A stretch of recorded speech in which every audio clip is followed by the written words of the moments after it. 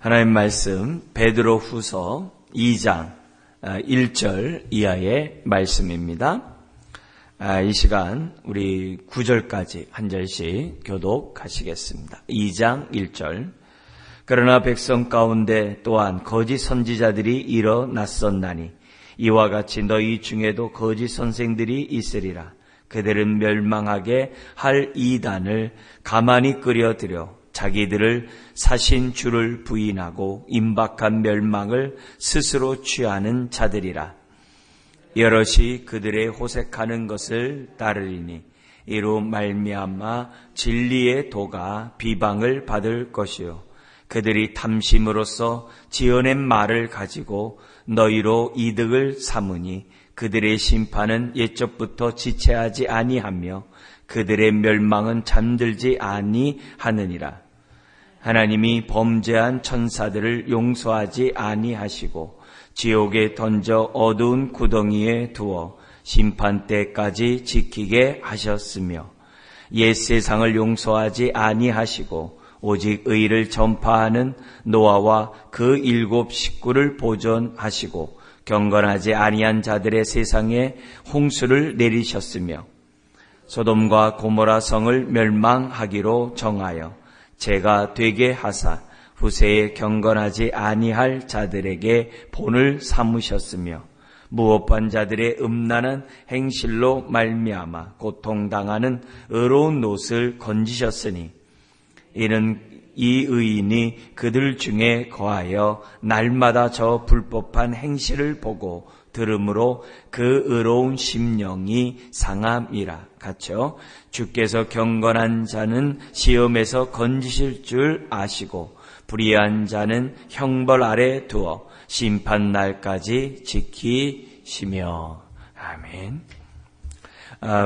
베드로후서 2장에 나와 있는 이 말씀은 유다서와 말씀과도 아주 비슷합니다. 여러분 성경 보시면 아시겠습니다만 1절에서부터 3절까지는 거짓 교사의 실상, 그들의 실상, 그들이 정말 그들의 신앙과 그들의 삶의 모습을 보면 이 거짓 교사를 분별할 수 있다는 그 실상을 알려주고 4절부터 9절까지는 거짓 교사와 그들을 따르는 자들에 대한 그 말로는 심판이다, 멸망이다, 소돔과 고모라 성과 같은 멸망을 당할 것이다. 근데 지금 이게 어디에서 이루어지는 거예요? 교회 안에서. 교회 안에서 이런 일들이 벌어지는 거죠. 그러니까 목사부터 시작을 했을 뿐만이 아니라 교회 안에서 지금 어떻게 돼요? 성도들을 심판할 것이고 그 다음에 동시에 돼요. 교회 안에 들어와 있는 거짓 교사와 거짓 교사를 따르는 그런 자들을 이제 심판한다라고 이제 우리 성경 얘기하고 있죠. 그리고 10절부터 22절까지는 그 1절에서 3절에 말씀했던 그 실상을 구체적인 그러한 행동 양식, 삶 속에서 어떻게 나타나는가. 그러면서 심판 받을 수밖에 없는 이유를 지금 멸망당할 수밖에 없는 이유를 10절부터 22절까지 1절부터 3절에 있는 내용들을 다시 반복해요. 그러니까 2장에서의 핵심은 1절부터 3절이라는 거죠. 그 핵심을 이제 얘기하고 있는데요. 이 거짓 선생의 정체와 그들의 말로입니다만 지금 전체적인 주제 속에서 보면은 어떻게 됩니까? 1장에서도 자라가라. 3장에서도 은혜 안에서 자라가라. 자라감이라는 주제 속에서 지금 하고 있잖아요. 근데 그 자라감을 방해하는 게 거짓 선생이다. 지금 그 얘기를 하고 있단 말이에요. 그러니까 2장을 어떻게 또 우리는 흐름 속에서 봐야 돼요? 우리의 자라감을 방해하는 게 뭔가. 거짓 선생을 따라가지 않는 건데 그 거짓 선생들의 그 모습이 우리들에게도 있다는 거예요. 개인적으로나 교회 안에. 그래서 그런 것들에 대해서 우리들이 조심하라는 거죠. 주의하라는 거죠. 그리고 그런 것들을 날마다 우리에게 씻어버려야지. 왜냐면 이게 옛사람과 연관되어 있거든요. 세상적인 것과 연관되어 있기 때문에 그런 모습들을 우리들이 분별해서 끊임없이 그런 것들을 잘라내야죠. 우리 개인에게도 옛사람을 날마다 십자가에 못 박아 죽여야 되듯이 교회도 어떻게 돼요? 주를 아는 지식 속에서 교회가 자라가야 되잖아요. 공동체 형성이니까. 근데 교회의 자라감을 방해하는 것이 교회 안에 있기 때문에 그런 교회 안에서도 그런 것들을 계속 십자가에 못 박으면 나가야 된다는 것을 우리들에게 지금 보여줘요. 그러니까 우리가 피차 가르치며 권면하는 가운데 우리가 자라가야 되는데, 정말 골로새서에 있는 것처럼 완전한 자로 자라가야 되는데, 그런 의미에서 뭐가 우리를 자라가게 하지 못하는가? 그게 2장이 주는 거예요. 그래서 그런 내용들을 우리들이 잘 알고, 지금 베드로가 이제 곧 순교를 당할 그런 상황에 놓인 가운데, 지금 앞에서 1장 그 12절부터 21절까지 나는 너희들이 생각나게 하기 원한다. 나는 생각나게 하는 자로, 진리를 생각나게 하는 자로 너희들이 붙잡아야 될 것은 그런 어떤 정말 이렇게 신비한 이런 것보다도 확실한 예언, 보배롭고 더 확신한 예언, 보배로운 지극히 더 큰 그 약속들, 그걸 붙잡으라고 1절에 계속 강조했잖아요. 그러니까 그런 모습에서 지금 2장이 나온 얘기예요. 그러니까 굉장히 중요한 얘기고, 이거는 지난 2000년 동안 오늘날까지도 계속 유효한 그런 얘기예요. 우리의 자라감을 방해하는 그런 것들이 뭐냐 이거죠. 자, 이런 가운데 지금 2장 1절에 이렇게 얘기합니다. 그러나 이렇게, 그러니까 말씀을, 확실한 예언의 말씀, 성령의 감동으로 쓰여진 이 말씀을 붙잡고 우리가 살아가야 하는데 고춧가루 뿌리는 자들이 있다는 거예요. 그래서 그러나 이렇게 백성 가운데 또한 거짓 선지자들이 일어났었나니, 모세 시대에도 거짓 선지자들이 나타나고 이스라엘 가운데 거짓 선지자들이 있었고 막 있었잖아요. 모세 시대에서도 모세와 비길이라 하면서 너만 하나님과 교통하냐? 우리도 교통한다. 그래서 그거 다 화롯불 가지고 와라. 어디에 불이 임하는가 봐라. 막 이런 얘기들 막 하잖아요. 그래가지고 땅으로 하나님이 이렇게 멸망시켜버리는 이런 사건들이 모세 앞에서도 있었잖아요. 어쨌든 그런 것들이 계속 일어났거든요. 정말 북이스라엘이나 남유다나, 지금 우리 수요일날 보는 게 예레미야서인데, 예레미야 때에도 거짓 선지자들이 얼마나 많은지 모르거든요. 그래서 그런 거짓 선지자들이 일어났었는데, 이와 같이 너희 중에도 신약 시대에도 거짓 선생들이 있으라는 거예요. 근데 이 거짓 선생들은 뭐냐면 교회 안에 가만히 들어온 자로 성경은 얘기를 해요. 바울도 이 얘기를 해요. 예수님도 말씀하세요. 그래서 거짓 선생들이 가만히 들어와죠. 어느 순간에 들어와서 그들은 뭐 어떻게 돼요? 그들은 멸망할 이단을 가만히 끌어들여 뭐라 이렇게 됩니까? 세 가지가 나오는 거예요. 그게 이제 첫 번째 1절에 나오는데, 끌어들여 자기들을 사신 주를 부인하고 임박한 멸망을 스스로 취한 자들이나. 그래서 거짓 선생이 들어와 가지고서 이단들을 끌어들이는 거예요. 근데 그 당시 베드로후서에 지금 이단이 누구냐면은 3장에서 우리들에게 말씀하셨는데 3장 4절에 있어요. 3장 4절. 3장 4절에 보면 이르되 주께서 강림하신다는 약속이 어디 있느냐? 재림한다는 약속이 어디 있냐는 거예요. 조상들이 잔 후부터 만물이 처음 창조될 때와 같이 그냥 있다 하니. 지금 하나님이 이 세상을 창조했기 때문에 이 세상 속에서 우리는 신천신지, 새하늘과 새 땅을, 새 하늘과 새 땅처럼 신천지처럼 이 땅이 지금 신천지이기 때문에 그렇게 살아가야 된다. 막 이렇게 얘기를 하니까 이 땅이 천국이다 이런 식으로 얘기하다 보니까 지금 뭐예요? 아주 그럴듯한 것들이 그냥 막 끌어들이게 되는 거거든요. 보통 난감한 일들이 한두 가지가 아니에요. 그런 것들이 이미 견고하게 우리나라에 뿌리를 내리고 있는 여호와 증인도 마찬가지거든요. 그러니까 그런 여호와 증인을 비롯한 이런 이단들의 기초가 이렇게 있다 보니까 지금 뭐냐면 그 이단들이 들어오면서도 그런 것들을 다 가지고 뭐 통일교라든지 신천지라든지 이런 뭐 장막상전 이단이라든지 온갖 그래가지고 지금 세계적인 신학자들이 한국을 이렇게 보면서 하는 얘기가 한국의 그 판이 이단들이 아주 자유롭게 넘나들 수 있는 환경이라고 평가를 해요. 한국을 갖다가. 그래서 그렇게 많이 나온다는 거예요. 그러니까 이런 부분에서 온갖 신흥 것들이 다 신흥 이단들이 한국에 또 유입이 되고 이런 모습에서 지금 또 우리나라에 또 이 중국의 이 동방신교 이단들이 그렇게 또 자리를 잡고 있대요. 또 아주 곳곳에 자리를 잡아가지고 이를 말할 수가 없다는 거예요. 파른궁이 아니라 그 메시아라고 하는 그 중국의 이단이 우리나라에 들어와가지고 너무너무나도 많은 사람이 믿고 있대요. 그리고 저 부산 지역 이쪽에서는 또 젊은 그 청년이 자기가 또 이렇게 메시아라고 해가지고 유튜버를 통해가지고 그렇게 많은 사람들을 갖다가 지금 공시로 나온 것만 해도 1000명이 넘는데요. 같이 집단 생활하면서 하는 사람들이. 우리나라에서 지금 또 그렇대요. 지금 막 유튜브가 지금 막 난리잖아요. 그걸 통해서 얼마나 많은 이단들이 들어온지 모른대요, 지금. 그래가지고 우리나라 이단 전문가들도 너무 정신이 없다는 거예요. 그래서 도대체 왜 그러는가? 궁금하게 신학자들이 많이 얘기하잖아요. 우리나라에서도 아주 유명한 그 김세윤 교수라고 하는 유명한 그 신학자가 아주 통탄하면서 글을 썼더라고요. 얼마 전에. 예? 이 목회자들이 보는 그 있거든요. 잡지가요. 거기 써놨다. 너무 통탄에 맞지 않는다는 거예요. 근데 그게 또 그대로 또 어디에 하면 저 LA 미국 쪽으로 또 그대로 또 간대요. 우리께. 보통 심각한 게 아니라는 거예요. 그래서 그런 의미에서 우리들이 사단은 처음부터 십자가를 부인 안 하지 않는다 그랬어요. 지금 뭐예요? 재림을 부인하면은 뭘 부인한 거예요? 그게 십자가를 부인하는 거거든요. 재림을 부인하면 심판이 없어요. 있는 것 같은데 없어요. 그러니까 어떻게 돼요? 이 땅이 또 천국이 어떻게 돼요? 이 땅에 있는 모든 문화 그런 것들 다 누려야 된다는 거예요. 그래서 천국 가도 세탁기가 있다는 거 아닙니까? 너무나도 그렇게 많은 사람 어디 있어 이렇게 얘기하잖아요.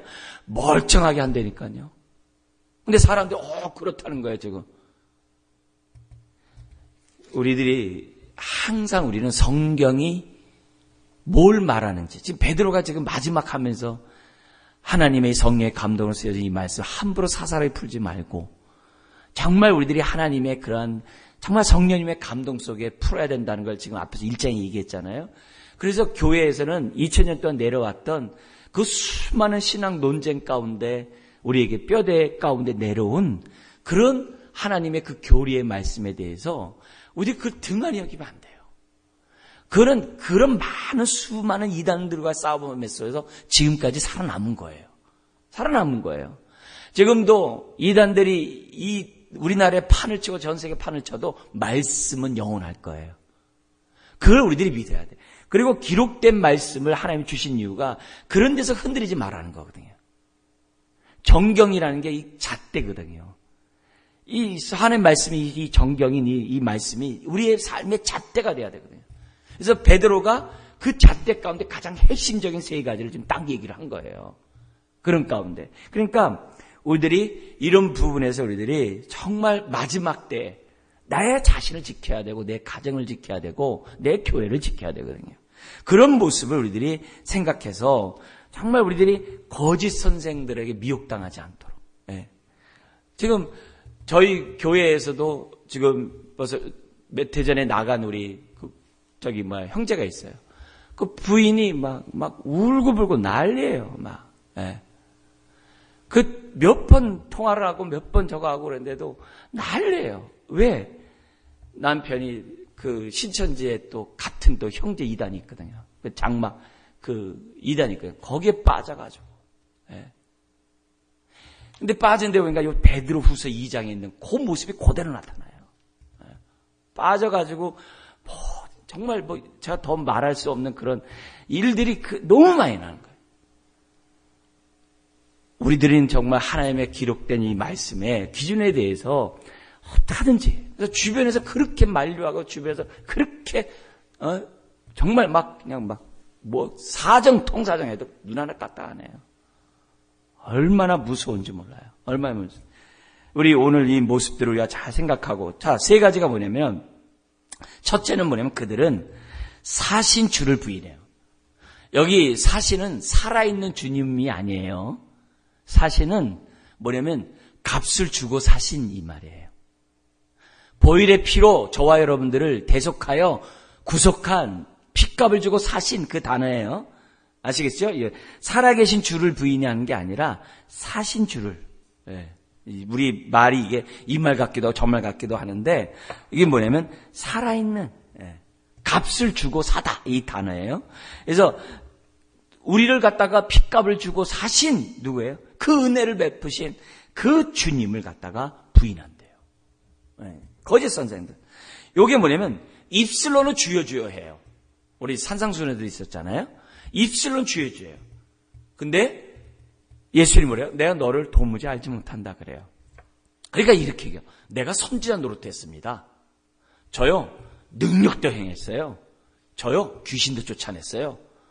그러나 아버지의 뜻대로 행하지 않은 자는 내가 도무지 알지 못한다. 그래서 집을 짓되 반석 위에 집을 지어라. 모래 위에 짓지 말고. 지금 뭐냐면 겉으로는 집을 져요. 집을 져요. 근데 그 기초가 반석이 아니에요. 즉 말씀이 아니에요. 세상의 것들이에요. 세상의 기초가. 입술은 주여주여 하는데 삶은 사람과 물질에 있어서 여기 이제 두 번째, 세 번째 모습처럼 나타나요. 어쨌든 여기서 뭐냐면 입술로는 교회 안에 주여주여 할 거 아니겠어요? 근데 그의 삶은 핏값을 주신 정말 그 주를 갖다 배반해요. 부인하는 그런 일들이 있다는 거예요. 그러면 오늘 우리들이 자라가는 데 있어서 우리에게 적용할 때는 어떤 말씀이 되는 거예요? 내가 주님 주님 한다고 하면서도 주의 말씀이 나를 통제하지 않아요. 주여 주여 하면서도 하나님의 말씀이 내 인생을 이끌어가지 않아요. 내 마음이, 내 삶이 주되심을 부인하면. 입술은 부인 안 하죠. 내 옛생활대로, 내 마음대로, 세상이 원하는 대로 내가 살아간다고 한다면 그것이 주를 부인하는 거죠. 그게 주를 부인. 하나님의 뜻대로 살지 않는 그것이 주를 부인하는 거죠. 그래서 성령 충만하지 않은 게 죄라는 말이 여기서 나오는 거거든요. 그래서 우리들이 신앙생활하면서 세상과 이렇게 구별되지 아니하는, 정말 세상과 이렇게 구별된 삶을 살지 않는 그런 가치관에 있어서나 인생관에 있어서나 직업관에 있어서나 물질관에 있어서나 정말 여러 가지 모든 면에서 기독교적인 관점을, 그건 이제 세계관이라고 하거든요. 기독교적인 세계관을 갖지 않는다면 이게 뭐예요? 주를 부인하는 거죠. 우리가 사도신경을 계속 고백을 해요. 사도신경이 왜 중요하냐면은 이 사도신경은 우리들로 하여금 이 세상을 살아가는 관을, 세계관을 우리에게 제시를 해요. 거기에 뭐가 나와요? 창조가 나오잖아요. 타락이 나가잖아요. 구속이 나오잖아요. 완성이 나오잖아요. 창조, 타락, 구속, 완성이라는 가장 기본적인 뼈대를 주는 것이 사도신경이에요. 이 사도신경은 이 세상에 있는 많은 이론들과 어떤 우리가 생각을 가지고 살아야 되는지를 딱 극명하게 보여주는 그런 신앙 고백인 거예요. 우리의 믿음을 경고케 하는 데 있어서 이 사도신경보다 더 요약된 게 없어요. 사랑, 삶에서 요약해 준 것이 십계명이라고 한다면, 십계명이라 한다면 우리들이 정말, 그리고 소망에 관한 이 비전에 관한 것이 우리 주기도문이거든요. 나라의 마옵시며, 이게 정말 이 주기도문이 이게 하나님 나라를 위한 우리의 정말 소망 비전에 관한 아주 가장 요약해 놓은 그게 없어요. 그래서 우리가 사도신경과 주기도문과 이 십계명을 교회가 든든히 하는 이유가 믿음, 소망, 사랑에 관한 이 말씀의 터전이 되게 되는 거예요. 그래서 이 세 가지를 우리가 계속 배우는 거예요. 그래서요. 그래서 교리들의 그 중심의 내용 속에 이 세 가지, 이 믿음, 소망, 사랑이 딱 들어가 있는 거예요. 그런 의미에서 우리들이 기본적으로 내가 신앙생활하는 데 있어서 정말 내 삶이 기본적인 사도신경의 그런 관점을 가지고 내가 지금 살아가고 있는, 세상은 진화론을 얘기하잖아요. 자연주의를 얘기하잖아요. 그러나 우리는 창조를 얘기하잖아요. 세상은 성성설을 얘기하지만 우리는 성악설을 얘기하잖아요. 그렇잖아요. 우리는 세상 속에서는 뭘 통해서 내가 윤회한다든지 저마다 얘기하지만 우리는 구속을 얘기를 하잖아요. 누가 뭐라고 하더라도 구원받지 않으면 안 되는 그런 존재라는 얘기하잖아요. 지금 얘기하거든요. 주의 핏값으로 사신 주를 부인하고, 이 부인하는 이 모습이 내 삶 속에서 우리들이 나타나면 안 돼요. 이건 이제 다른 말로 주재권이라고 얘기하고 주님의 주님 되심이라고 얘기해요. 주님이 통치하는 그런 권, 주재권이라는 이런 그런 거예요. 그래서 우리는 지난번에 골로새서에 우리가 주일날 말씀을 통해서 뭐예요? 사람과의 관계에서도 새로운 관계로 맺으면서 살라고 그러죠. 부부관계, 부모, 자식 간에, 직장 생활에서나 세상 속에서 새로운 관계를 맺으면서 살라고 그러잖아요. 구체적인 예들을 골로새서 우리에게 줬잖아요. 그런 방식으로 살아야 주되심을 인정하는 건데, 그냥 삶 따로, 신앙 따로. 그건 주되심을 인정하는 게 아니라는 거예요. 근데 거짓 선생들이 지금 뭐예요? 그렇게 얘기한단 말이에요. 주되심을 부인하면서 살아가는 그 모습을 갖다가 갖고 있다는 거예요. 내 삶의 목표가 뭐냐 이게요. 주기도문이냐 이게요. 네? 주기도문의 삶을 살지 않으면 그 주되심을 인정하는 게 아니거든요. 정말 내가 십계명대로 사냐 이게요. 그 모습들을 우리들이 구체적으로 얘기하면서 그렇지 않으면 내가 자라갈 수 없다는 거예요. 이게 지금 자라감과 주제가 얘기한다면 하나님의 언약의 축복을 누리지 못하는 것과 똑같은 거예요. 자라가지 않는다는 얘기는 누림과 자유가 없다는 얘기거든요. 그런 메시지를 우리들에게 주면서 우리들이 분명한 정말 주되심을 삶 속에서 인정하고 주님 뜻대로 살아가는 저와 여러분들이 되어야만 한다는 거죠. 그러니까 빨리 자라가야죠. 그래야 하나님의 영육 간의 은혜와 축복의 통로가 되는 거죠. 그 다음에 우리들의 마음속에 이 주님이 우리 주인으로 딱 잡아야 되는데 이 거짓 선생들은 뭐냐면 두 번째가 이렇게 나와요. 2절에 여럿이 그들의 호색하는 것을 따르니 거짓 교사가 호색을 하는데 교인들이 뭐냐면 교회에 있는 사람들이 따라간다는 거예요. 그래서 호색하는 것을 따르니 이로 말미암아 진리의 도가 비방을 받을 것이요. 호색은 뭐냐면 아주 정점에 있는 얘기를 하는 거거든요. 가장 이게 특징적인 그런 것을 얘기할 때 호색이라는 표현을 쓰고 있거든요. 육신의 삶 가운데 옛사람의 삶에 가장 겉으로 드러난 그 형태가 뭐냐면 호색이거든요. 그러니까 이런 부분의 삶을 따라가고 있는 것이 지금 뭐냐면 거짓 선생인데 우리들의 마음속에서도 똑같은 거죠. 내가 내 마음에 주님을 두지 않고 옛 방식, 세상 방식대로 살아간다거나 또는 내 마음이 어떻게 돼요? 사람을 대할 때 호색하는 마음으로 사람을 대하면 그게 뭐가 되는 거예요? 그게 바로 거짓 선생을 따라가고 있는 것이고 그것이 뭐냐면 우리로 하여금 자라가는데 방해된다는 거예요. 이 호색이라는 단어가 성경에 보면요. 7절에서는 음란, 10절에서는 정욕, 14절에서는 음심, 14절에는 음심이라는 단어로 지금 뭐냐면 표현을 하고 있어요. 그러니까 가만히 이렇게 보면은 이 호색에 관한 이 부분은 우리나라에서도 지금 막 뉴스에서 지금 막 기관장들 지금 막 이렇게 하고 있잖아요. 이게 떠나지 않는 모습들이에요. 근데 떠나지 않는 그 모습이 뭐예요? 그게 원래 안에 있는 본심이라는 거예요. 이게 지금 뭐냐 바깥으로 드러났다는 거예요. 드러나든 안 드러나든 우리 예수님은 똑같다는 거예요. 마음으로 음심에 대한 그런 마음을 갖고 있다면은 그것도 뭐예요? 다 똑같이 범한 거라고 산상수훈에서 얘기하는 얘기가 그 얘기거든요. 드러나든 안 드러나든 다 똑같다는 거예요. 그러니까 초점을 나는 상관없어 그렇게 할 것이 아니라 이 호색이 우리로 하여금 자라가는 데 있어서 방해가 된다는 거예요. 방해가 된다는 거예요. 심지어는 방해될 뿐만 아니라 우리가 진리의 도를 진리의 도가 비방받을 것이에요. 세상 사람들이 에이 이렇게 한다는 거예요. 교회 다닌다면서 아무 척이 없다는 거예요. 그래서 가끔 우리 정치인들이 정말 교회에 와서 막 이렇게 교회에 와서 지금 우리 총리서부터 시작해서 먼저 번에 전 총리나 이런 사람들 다 교회 집사들이잖아요. 막 이렇게 해가지고서 하는 사람들인데 막 하는 거 보면은 여러분들 그냥 막 저렇게 하지만 목사 입장에서 보면 보통 막 답답한 게 아니거든요. 막 천주교 다닌다고 그러고 교회 다닌다고 막 그러잖아요. 그런데 하는 행동이 이렇게 봤을 때는 이렇게 성경적이고 그러면 이게 어떻게 할 수가 없는 거예요. 실성할 사람은 아니지만 그런 마음들이 도대체 이게 뭐냐 이게. 그게 뭐냐면 그만큼 세상 사람들로 하여금 진리의 도가 비방을 받도록 좀 행동하고 있단 말이에요. 그런 모습들을 우리가 보여주고 이런 것들이 내 안에 있는 호색을 갖다가 가만 내비두면은 자라지 않는다는 거예요. 자라지 않는다는 거예요. 그건 내 손해죠. 뿐만 아니라 내가 스스로 진리를 비방받게 한다는 거예요. 세 번째가 뭐냐면 탐심이라는 거예요. 그래서 3절 한번 읽겠습니다. 그들이 탐심으로써 지어낸 말을 가지고 너희로 이득을 삼으니 그들의 심판은 옛적부터 지체하지 아니하고 그들의 멸망은 잠들지 아니하느니라.